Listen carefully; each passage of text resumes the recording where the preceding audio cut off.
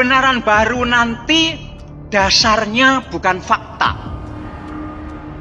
Jadi fakta tidak mencerminkan kebenaran. Jadi ini betul-betul kebenaran baru.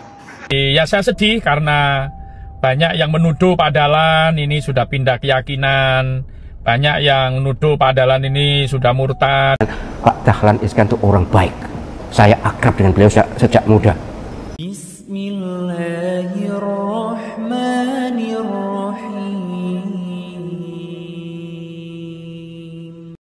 Assalamualaikum warahmatullahi wabarakatuh. Sahabat muslim yang dirahmati Allah subhanahu wa ta'ala.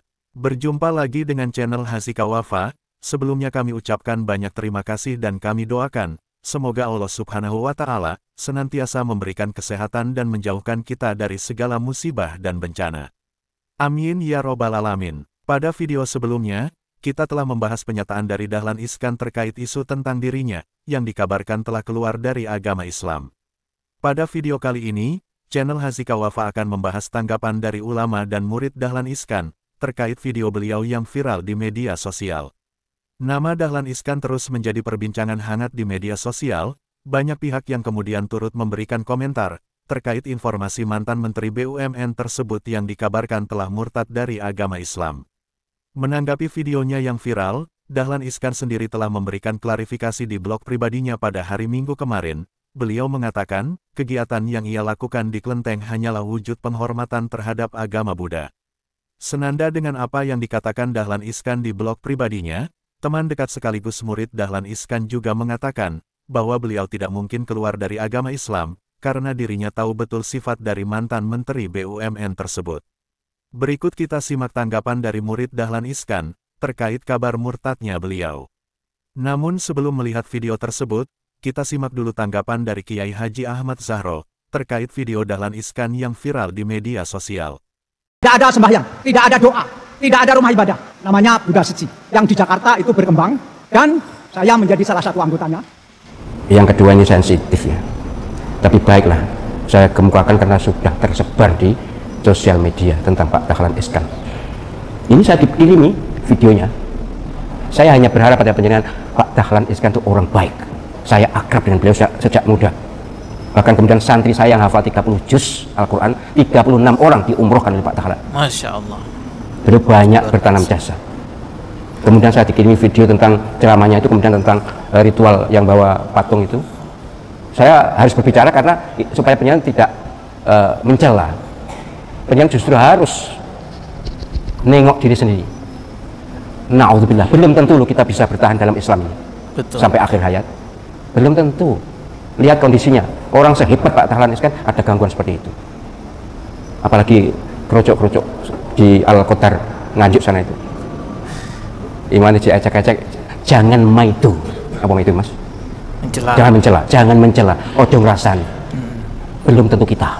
Betul. Saya sendiri tuh selalu berdoa, Allahumma ya muqallibal qulub, tsabbit qalbi ala dinik. Itu ijazah Nabi loh ya.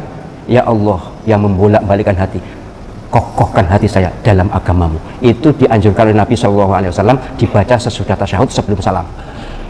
Allahumma ya muqallibal qulub tsabbit qalbi ala dinik. Jangan lewat ini, sebab kita juga tidak bisa menjamin diri kita ini bagaimana nanti akhir hidup kita kan. Kita memang selalu berharap husnul khotimah, selalu berharap tetap bertauhid, tetap Islam. Iyalah harapan kita, tapi kita kan tidak tahu.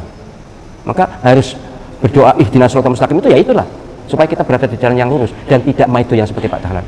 Pak Dahlan diuji oleh Allah SWT. Ya ujian, entahlah soal alasan, soal background, saya sudah mendapatkan banyak informasi, tapi endingnya saya berharap penjenengan satu, jangan maitu. Dua, harus ngesakni. Tiga, mendoakan. Betul. Sekarang saya ajaknya mendoakan beliau, orang yang berjasa besar bagi pesantren ini, pesantren Tahfidz Al-Qadar. Moga-moga beliau mendapatkan hidayah, perlindungan, pertolongan dari Allah Subhanahu wa Ta'ala. Dari pernyataan Kiai Haji Ahmad Zahro dapat kita simpulkan, jangan merasa diri kita paling baik, sehingga meremehkan orang lain yang berbuat dosa.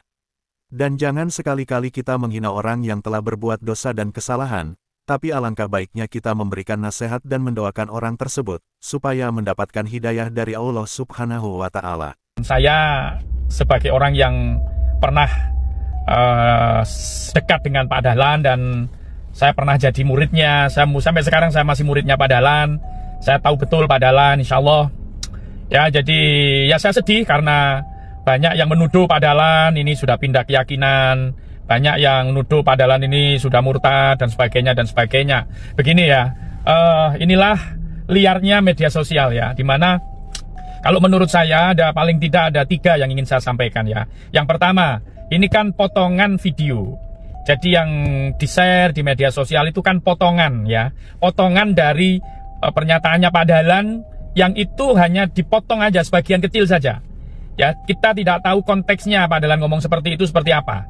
Ya, kita nggak tahu. Ini dari potongan video yang tidak lengkap itu sudah diinterpretasi macam-macam ya. Ya ini membuat kita akhirnya gampang menuduh begitu ya. Ini yang pertama. Yang kedua, Pak Dahlan ini yang saya ketahui adalah orang yang dia DNA-nya itu sangat jurnalistik. Jadi jiwa wartawannya Pak Dahlan ini sangat menonjol ya.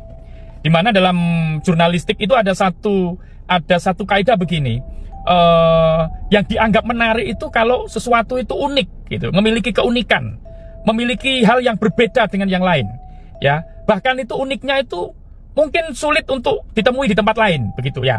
Nah, Pak Dahlan ini kalau yang saya ketahui dulu kalau ngajari kita jurnalistik itu ketika ada satu objek berita itu yang unik itu harus dieksplor, diekspos ya. Ayo ini angle lain, ini unik, ini menarik, ini harus digali terus. Nah, inilah yang salah satunya membuat Jawa Pos itu besar ya, karena memang Jawa Pos dulu dibandingkan koran-koran yang lain ini, Jawa Pos ini paling jeli untuk melihat angle yang berbeda, angle yang unik yang tidak ada di media-media yang lain. Itu Jawa Pos punya. Ini yang menjadi kunci sukses Jawa Pos. Nah, terkait dengan aliran yang disebut Pak Dahlan tadi, tidak perlu ada ibadah, tidak perlu ada tempat ibadah, sembayangnya adalah membantu orang lain. Lah ini kan unik, gitu kan? Ini kan unik, gitu kan? Lah ini menjadi sesuatu yang berbeda dengan yang lain. Ini agama kok kayak gini, gitu. Karena itu kalau menurut saya ya ini bagian dari jiwa Pak Dahlan yang sangat jurnalistik itu, sangat wartawan itu, gitu. Tapi bukan berarti Pak Dahlan ini terus keyakinannya berpindah. Ini bukan berarti Pak Dahlan ini murtad, ya. Jadi insya Allah tidak begitu Pak Dahlan. Saya yang mengenal Pak Dahlan, meskipun dalam beberapa tahun ini saya jarang sekali berkomunikasi, tapi saya meyakini Pak Dahlan itu tidak seperti yang dituduhkan. Nggak akan berubah keyakinannya, nggak akan berubah akidahnya. Hanya Pak Dahlan ngomong seperti itu. Ingat ya, kalau kita menuduh orang lain, padahal tuduhan kita itu tidak betul, maka tuduhan itu akan kembali kepada kita.